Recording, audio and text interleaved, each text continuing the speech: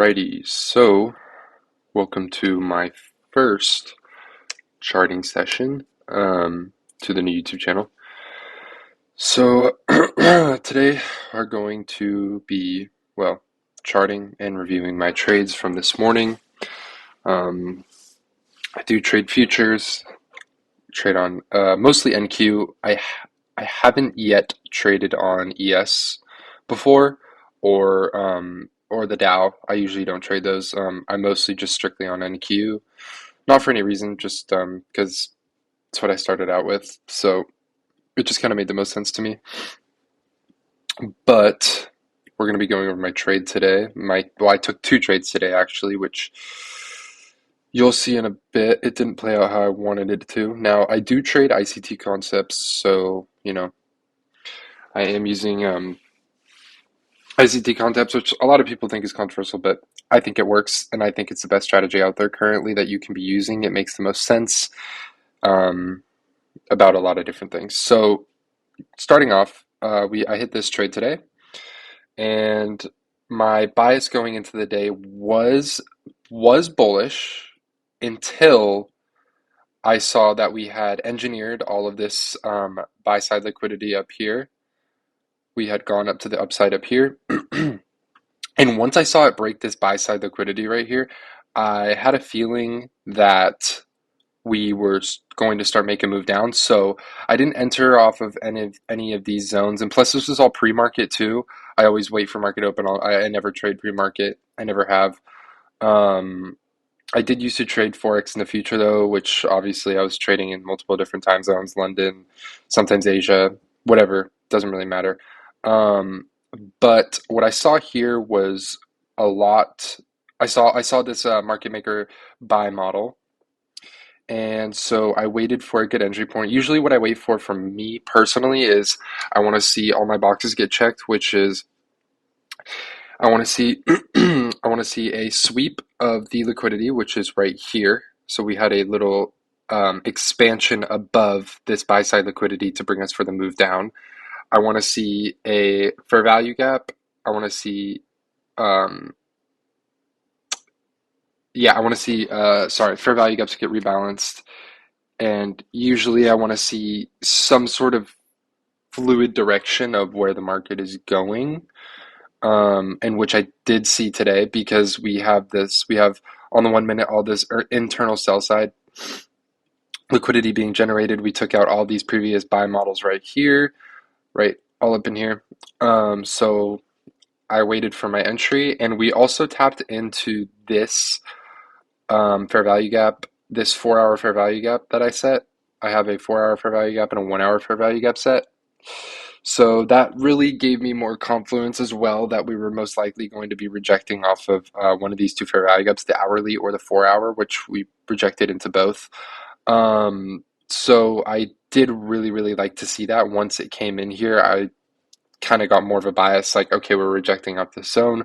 We're most likely going to head towards this sell side liquidity, which wanted to be taken from all the way back here down at this 17606 range, which is pretty crazy. We've had a lot of drops in NQ recently.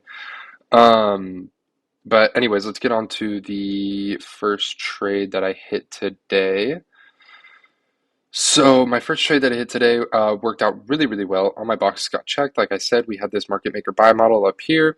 We had the expansion up above the buy side liquidity, which is this move right here. This was all this buy side, equal highs, equal highs, equal highs. And then we got that expansion up, which I never just take an expansion move up past buy side, especially if we're going past buy side. Rarely or any times where it comes and breaks through buy side and continues up. Sometimes it does. And same thing with sell side as well. So I waited and I saw this confirmation down, and then I saw this market structure shift right here. Or sorry, not right there. What am I saying? I saw this market structure shift right here, so I can mark this out for you guys. Um, I saw this right here. We had a beautiful, beautiful structure shift right here, and don't feel free to correct me if you see anything that you might think I could have done differently. But I saw this market structure shift right here. We broke structure. which is exactly what I wanted to see. So then I immediately thought, okay, we're heading into a buy market, rejecting off this fair value gap. We've rebalanced it a little bit. We're okay. So I scaled down. I usually start on the 5 minute in the morning just to kind of give me a better direction of where the market is actually going. Um, so, like I said, I waited for that. And when I saw us start to come down, this huge leg down on the 5 minute, didn't make a 5 minute fair value gap, but that's okay. But what I did see is when you scale down into the 1 minute, I did see that we've had a 1 minute fair value gap created. I waited for a good entry, like I didn't take anything off of here, and I kind of just wanted to see, like I said, those boxes and confluences get hit. So when I saw this 1 minute fair value come, and this leg down of three minutes of just leg down right here, and we took out some of this like internal sell side right here. I kind of gave me more of that good bias that's like, okay, here we're headed in this direction. So what that gave me is I set a limit order in here. I set my entry point at the bottom of the fair value gap, so it enters me in here, which I think what I could have done differently is maybe set the entry point up here in the middle. I don't really know. I'm still figuring things out. I've only been trading since November, and only 2 months of this has been futures. So it's still, pretty new to me. I'm still learning. It's kind of what starting this YouTube channel was to help me learn and, maybe provide some information to people that don't really know where their direction is. But anyways, so I had the limit order set here, and it entered me in the trade. It played out perfectly. I think this was about a $760 trade, if I'm not mistaken. I am on a Top Step funded account. I have passed the funded account, um, and I passed it on Friday. So this was my first week trading on it. Monday was my first day, and so once I saw that, you know, took this trade, worked out great, right? Right before school, 6:51, I was done, literally done for the day. $752 on the funded. It worked out great. Like I said, I am on the live account now. So then later on in the day, I'm just going around doing whatever. I'm in school, and then I come over to, oh yeah, and then also once I was thinking about possibly taking another trade. Like, for example, here we have this fair value, this imbalance right here, gets rebalanced, boom, push down. I was thinking about possibly getting another entry once I saw the heavy volume to the downside. Like, there was major, major volume all day long that brought us down. Um, and, I really liked there were some good setups today for sure. For sure, some good setups. We just kept continuing. I mean, the past few days have just been crazy of on NQ. And so one thing that I did this is the second trade that I took today. I started this trade at 11:50, and I saw this expansion move of which kind of I I feel like part of this was just bad price action because if you see here, we had an S&T at these lows right here. So I had marked this out earlier. I deleted it now, but um, we did have S&Ts at this low. And for those of you who don't know what S&Ts are, S&T is a divergence between indices, which means, for example, if NQ makes a higher low and ES makes a lower low, then that would be considered an S&T divergence. So we have this 5 minute fair value gap right here, um, what's it called? We had this 5 minute fair, or no, sorry, 15 minute fair value gap. This is a 15 minute fair value gap, which ended up getting tapped into barely. I mean, it came in, it shot through, it tapped in here, which I guess would have been a better entry point. But if you look at the way these candles all formed, like it just wasn't good until I saw this. And this is what kind of gave me that confluence. But then again, at the same time, I'm realizing now, like looking back at it, that this is pretty much just of what I said I don't trade earlier, which is expansion moves. And I don't have the I don't have the premium enough version to go into a lower time frame like the 30-second or the 15-second. So I can't see if there was a market maker buy model in some of these points, but I think this just ended up not being a good trade because I mean, all my boxes got checked. It honestly looked really, really good. But the problem is now looking back at it, which I did all day trying to figure out why. And I see like, when you have like equal highs like this and even equal highs here, like we have generated buy side right here for, all these models like generated buy side, we have buy side here. So all these models got hit, or all these zones got hit, and I had saw all these major imbalances here. And for this one, I wanted to give myself a little breathing room with the fair value gap. So usually I'll place my stop like halfway through, right? Like it'll usually be like halfway through, which necessarily isn't maybe the best thing in the world, but I had placed it like down here because I wanted to like I said, I wanted to give myself that breathing room. Um, things did look really, really good.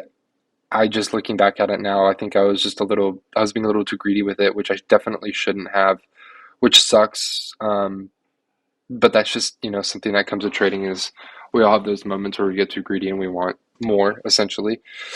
Um, but yeah, so this would have been the expansion move. It tapped into this fair value gap. Like I said, I had my limit order like right in this range right here. Or sorry, no, I had my limit order right here, so it tapped into it. And then we came back up and like I saw this candle right here. I got super, super, like I felt the confluence hitting. I was like, okay, maybe this will play out. I'm pretty confident that now we're going to start heading in this direction. And well, I watched it plummet to the ground, and I had lost like $1,200 on this trade or something like that. So yeah, not not an ideal not an ideal day at all. Not even in the slightest. And then we kind of died out and we lost volume for the rest of the day. This was the last two big moves. And I feel like that's another problem that I have as well. It's like I know I probably shouldn't be trading some of these models, and I shouldn't be trading after I already make profits on the first. It had such a good, confluence on where we were going, and it just looked good to me. That's completely my fault. Nobody else's. Maybe, like I said, maybe slightly price action, but otherwise, it's my fault. But at the end of the day, I think overall it was a good day. I do journal my trades every day. I it's kind of you know janky, but I do use Google Slides to um, journal on my trades. I just usually put the image and then some text over it. And I'm like, okay, blah, blah, blah. This is why I lost, or this is why it went well, and this is what I could have done better. Could have done a better entry, could have had, a lot of better things, which there's always room to improve, no matter who you are, no matter if you've been trading for a month or, a year, 2, 3, 4, 5, 10 years. Really doesn't matter. There's always room for improvement. Um, so hopefully tomorrow's going to be a better day. Um, and like I said, I want to see all these things get hit. Like, I'll show you guys kind of what I do look for those of you who have never heard of ICT concepts, sorry, and things like that. So usually what I wait for is, so if we have something like this, that's really, really bad. Hold on. Sorry, I'm on a trackpad. It's a little harder. I don't have a mouse. So I want to see usually something like this, like all these equal highs being generated. I want to see something like this, and then I want to see this. I want to see this, all this kind of stuff back into an accumulation.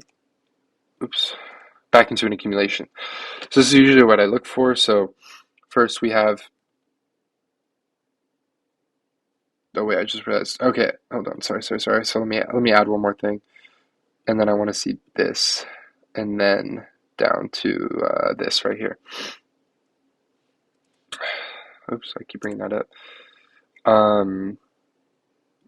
Actually, let me just redraw this whole thing. So this is usually what I like to see, right? So we have accumulation, manipulation, down to liquidity, which liquidity is pretty much like a magnet. That's basically what it is. And then back up into the range. All right, so this is usually what I like to see when I'm looking at a chart. Now, it's not always going to look super, super, super clean. It's going to be rough. It's going to be, it is what it is. That's just the way the market works. So, like I said, usually what I wait for is I wait for something like this accumulation, and then this is the expansion I'm talking about when we expand up through here, down here, and then maybe creating some sort of fair value gap in this range that I can enter off of, take shorts. We use this expansion move is usually to stop out either what's it called? All the um, all the buyers in their you know stops everybody out and they're out of their positions. And then usually what I also like to see, like I said, is I do like to see these SMTs at these lows. That's usually what I do like to see. It gives me pretty good confluence on a lot of things. Um, and what I talk about generated generated buy side is here is we have generated buy side. Here we have generated buy side. Oops, that's the wrong one. I apologize. So here we have generated buy side. Here we have generated buy side. These are all just levels that I want to see get hit, like all these kind of levels, and these are pretty much different TPs for whatever time frame you're on and things like that. And it's always better to start from a higher time frame and then keep moving your way down, finding a model within a model within a model within a model. And if all those models are lining up towards your bias of that day where you think the market is going, majority of the time you are going to be right in your trades unless price action does something different. Um, so yeah, I mean those are pretty much the two trades of the day. Nothing too crazy. I mean it did suck because I wouldn't say I revenge traded. I was just kind of looking for more profits, which I shouldn't have at all. That was a really bad decision by me. Um, So if you guys, you know, if anybody watches this at all, uh, let me know if there's anything that you guys took on this day. It's Wednesday, April 17th. If you guys took anything, then you can put it down in the comments and let me know. But this is kind of what I had for the day. We'll come back tomorrow. I think the way I'm going to start setting up everything is I'm going to do live trading in the morning on YouTube, also recording it so I can post it later. So I'll post my live trade, and then I will also do things like this, like a charting session, and I'll just kind of go over what I think, what happened, whether it's good or bad, And then also people can let me know. I might start a Discord, hopefully, grow it like that. Free Discord. I'm not going to make anybody pay for anything yet. I feel like I'm not really at that point where I should be, but yeah, so those are pretty much the moves for the day. Um, and yeah, I'll see you all in the morning, do some live trading, and peace.